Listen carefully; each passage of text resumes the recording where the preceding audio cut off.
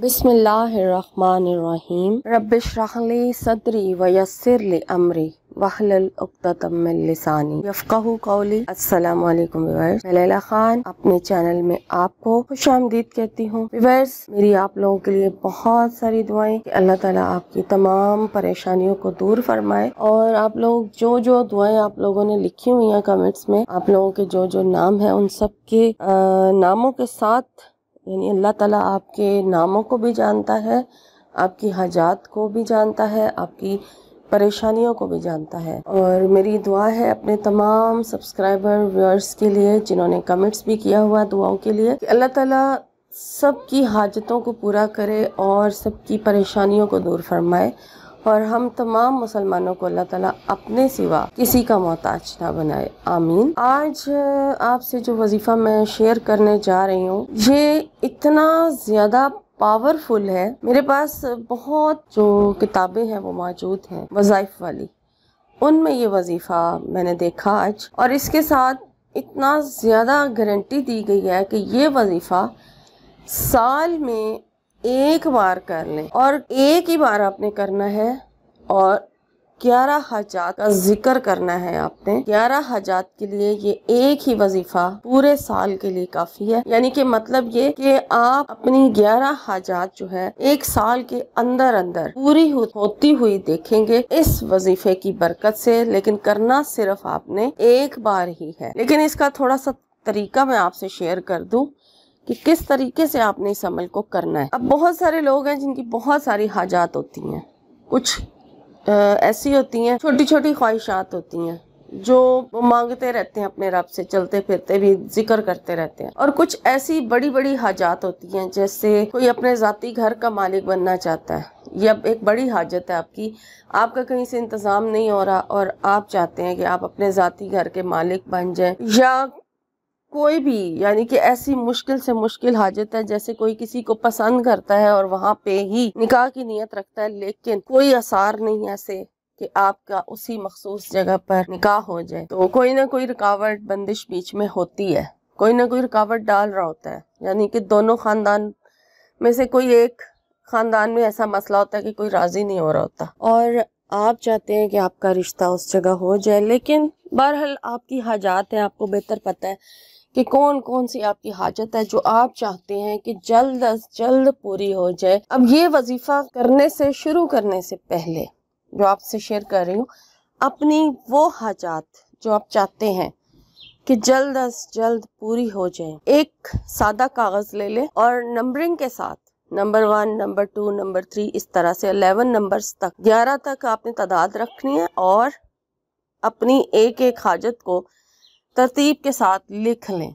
यानी नंबर 1, फिर नंबर 2, फिर नंबर 3, इस तरह से अपनी 11 हाजात अपनी एक पास डायरी या कागज़ जो भी जिस पर भी आप लिखना चाहें, आप उस पर अपनी 11 हाजात लिख लें। उसके बाद यानी कि आपको हाजात का पता होना चाहिए। ये नहीं कि आप अब वजीफा आपने शुरू कर दिया, उस टाइम जो दुआ आपको ज़हन में आ गई और आपने मांग ली, इस तरह से नहीं। जो उनसी 11 हाजात बहुत ज्यादा जरूरी हैं और आप चाहते हैं कि वो जल्द अज जल्द पूरी हो जाए, उनको तरतीब के साथ नंबरिंग करके लिख लें। और उसके बाद कुरान पाक की एक सूरह आपने पढ़नी है सिर्फ, और एक ही बार पढ़नी है आपने, और एक ही दिन पढ़नी है। रोज पढ़ने की आपको जरूरत नहीं है, बस एक दिन आप जिस दिन आपका दिल चाहे आप इसको कर सकते हैं। जब आपके पास ये वीडियो आए और आपको लगे कि अब ये अमल करना चाहिए तो जरूर कीजिए इंशाअल्लाह ताला। और उस दिन की डेट आप लिख कर रख लें। जो इसके साथ लिखा हुआ है मैं आपसे वही चीज शेयर कर रही हूँ।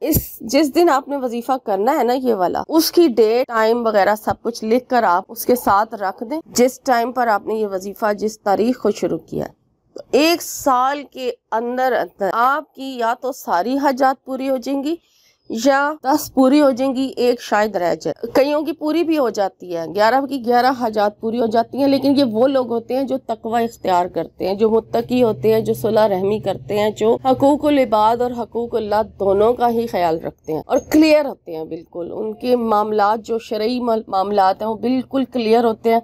उनमें कोई झूठ, कोई फरेब, कोई धोखा, कोई ऐसी चीज शामिल नहीं होती जिससे अल्लाह ताला नाराज हो। और ان کی ساری 11 کی 11 حاجات پوری ہو جاتی ہیں، اور جن کی نہیں ہوتی وہ پھر اپنے اعمال کی طرف نظر ثانی کریں کہ ان کے اعمال میں ہی کوئی ایسی غلطی ہوگی جس کی وجہ سے ان کی حاجات جو ہے وہ دیر سے یعنی کہ یا تو پوری نہیں ہوئی ساری کی ساری، یا پھر دیر ہو رہی ہے۔ لیکن 1 سال کے اندر انشاءاللہ آپ کی حاجات پوری ہو جائیں گی۔ اور آپ نے کیا پڑھنا ہے وہ اب آپ نوٹ کر لیجئے۔ آپ نے قرآن پاک کی ایک سورہ بنی اسرائیل کو پڑھنا ہے، اور اس سورہ کے اندر آپ نے پہلے حاجات لکھ لی ہیں، ٹھیک ہے، اپنی 11 حاجات آپ نے ترتیب کے ساتھ لکھ لی۔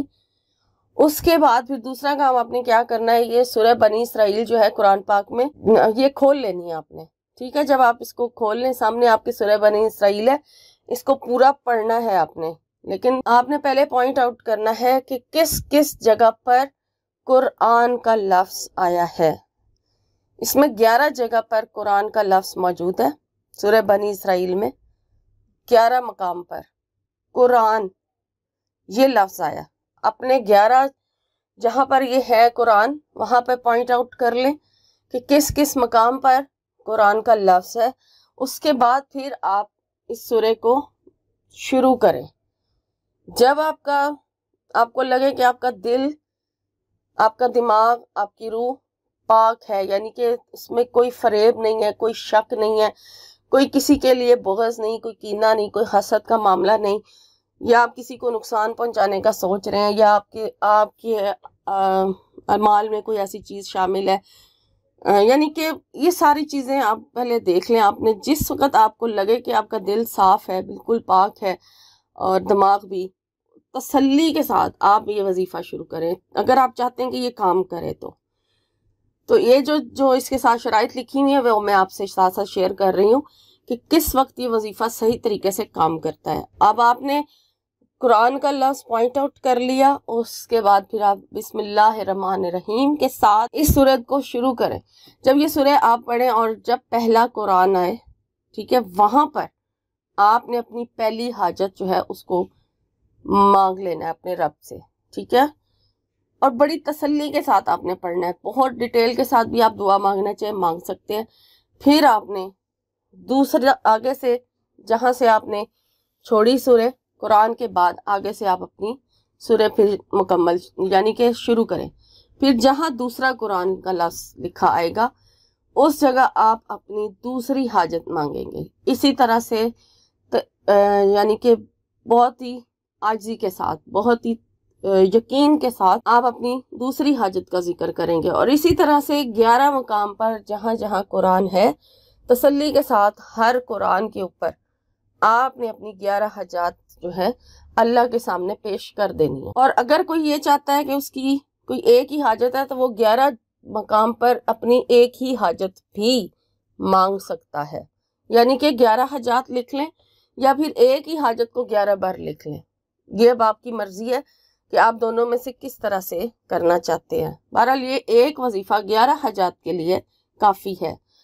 اور اس طرح سے 11 مقام پر قرآن کا لفظ جب آپ مکمل ہو جائے گا، آپ کی 11 حاجات اللہ کے سامنے چلی جائیں گی، تو باقی اپنی سورہ کمپلیٹ کریں، اور اس کے بعد پھر آپ چاہے دوبارہ اپنی ساری حاجات کا ذکر کریں، دعا مانگیں، لیکن وظیفہ آپ کا پورا ہو چکا ہے۔ پہلے آپ نے درود شریف بھی پڑھنا ہے، اس کے سورہ کو پڑھنے سے پہلے 3 مرتبہ، 11 مرتبہ یا زیادہ تعداد میں جتنی دفعہ بھی آپ درود شریف پڑھنا چاہے آپ پڑھ لیں، شروع میں بھی اور دعا مانگنے کے لاسٹ پہ جب سورہ کمپلیٹ ہو جائے گی اس کے بعد بھی آپ نے درود شریف پڑھ لینا ہے۔ اس طرح سے یہ آپ کا وظیفہ جو ہے پورا ہو جائے گا، اور یہ ایک ہی آپ نے دن کرنا ہے، ایک ہی بار کرنا ہے۔